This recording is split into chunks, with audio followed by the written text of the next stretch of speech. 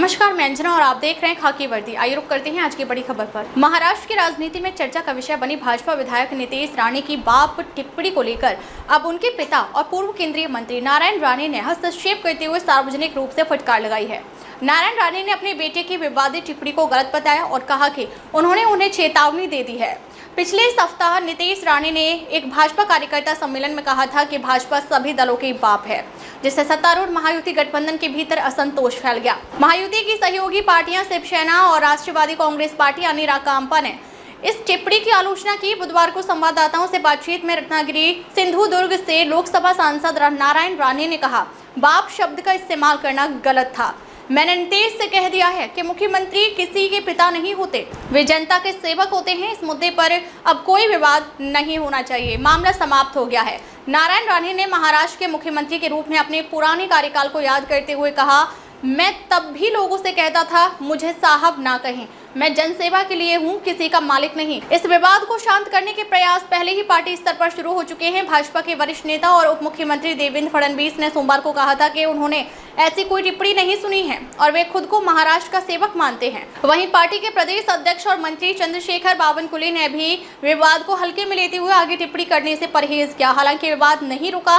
नितेश राणे के बड़े भाई और शिवसेना विधायक नीलेश राणे ने भी उन्हें सार्वजनिक रूप से चेतावनी दी थी। उन्होंने 8 जून को एक्स यानी पूर्व में ट्विटर पर पोस्ट करते हुए लिखा, नितेश को यह समझना चाहिए कि वे जो बयान दे रहे हैं उसका असर गठबंधन पर पड़ता है। सार्वजनिक सभा में बोलना आसान है, लेकिन यह समझना जरूरी है कि उसका लाभ कैसे मिल रहा है।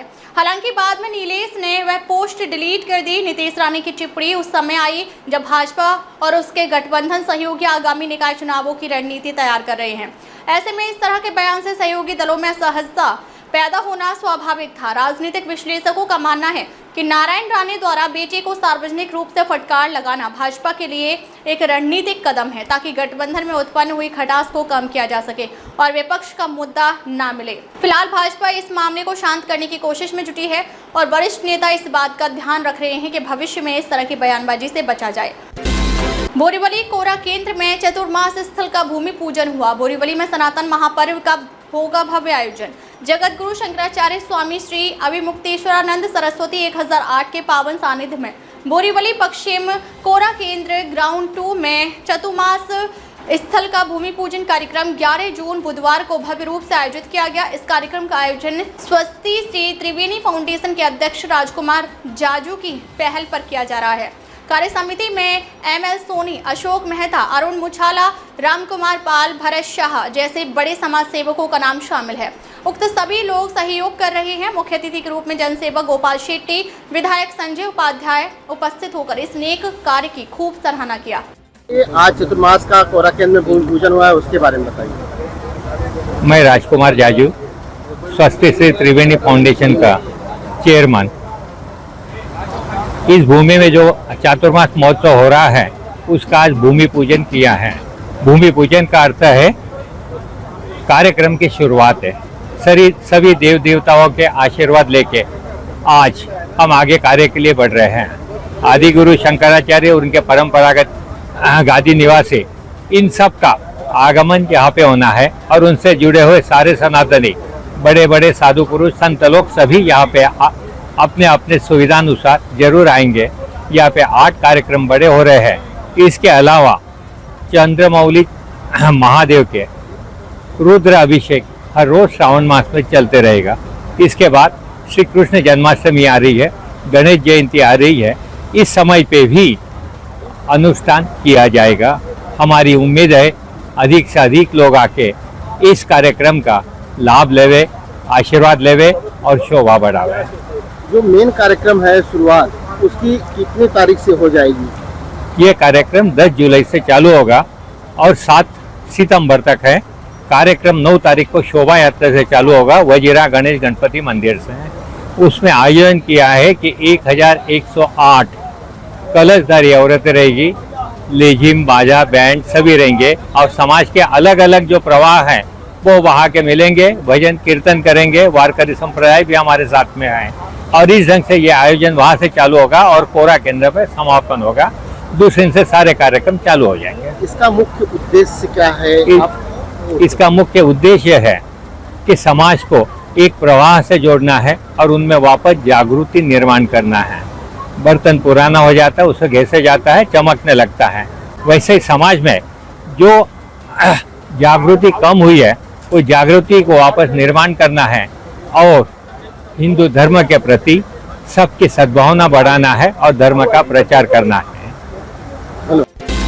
पुणे के ग्रामीण इलाकों में पानी की बोतल खरीदने के बहाने महिलाओं के गले से मंगलसूत्र झपटने वाले 2 शातिर चोर गिरफ्तार, 8 लूट के मामले उजागर, 10 लाख का माल बरामद। पुणे के ग्रामीण इलाकों में महिलाओं को निशाना बनाने वाले 2 शातिर चोरों को पुलिस ने गिरफ्तार किया है। ये आरोपी पानी की बोतल मांगने के बहाने महिलाओं के गले से मंगलसूत्र झपटते थे और फिर स्पोर्ट्स बाइक पर फरार हो जाते थे। राजनांदगांव, शिक्रापुर, शिरूर, चाकर्ण, आलंदी और करजत जैसे इलाकों में इन आरोपियों ने अब तक कुल 8 जबरन चोरी की वारदातों को अंजाम दिया। गिरफ्तार आरोपियों के नाम है मारुति उर्फ गोविंद रामनाथ आंधले और शरद बापू पवार, दोनों बीड जिले के रहने वाले हैं। पुलिस ने इनसे 10 तोला 200 मिग्रा वजनी सोने के गहने और टीवीएस अपाचे बाइक सहित कुल 10,10,000 रुपए का मुद्देमाल जब्त किया है। यह कार्रवाई राजनांदगांव पुलिस और स्थानीय अपराध शाखा की संयुक्त टीम ने अंजाम दी। फिलहाल आरोपी पुलिस हिरासत में है और आगे की पूछताछ जारी है। रांजणगाव पोलीस स्टेशन येथे गुन्हा नंबर 94/2025 भारतीय न्याय संहिता कलम 309(4) प्रमाणे हा गुन्हा दाखल होता। यामध्ये रांजणगाव पोलीस स्टेशनच्या हद्दीमधील एका महिलेच्या दुकानामध्ये 2 चोरट्यांनी प्रवेश करून तिच्या गळ्यातील मंगळसूत्र हिसकावून घेतले होते। त्या अनुषंगाने हा तपास सुरू होता। माननीय पोलीस अधीक्षक संदीप गिल सर आणि माननीय additional SP sir Ramesh Chopde sir यांच्या मार्गदर्शनाखाली त्याच पद्धतीनं LCBचे पोलीस निरीक्षक अविनाश शिळीमकर आणि रांजणगाव पोलीस स्टेशनचे प्रभारी अधिकारी महादेव वाघमोडे यांच्या नेतृत्वाखाली सदर गुन्ह्याच्या अनुषंगाने वेगवेगळी पथके नेमण्यात आलेली होती। त्यातील एक पथक जे स्थानिक गुन्हे शाखेचे सहाय्यक पोलीस निरीक्षक Dattaji Mohite, PSI Thorat Ranjangaon police station, police हवालदार तुषार पंधारे आणि पोलीस अंमलदार उमेश कुतवळ असे एक पथक होतं।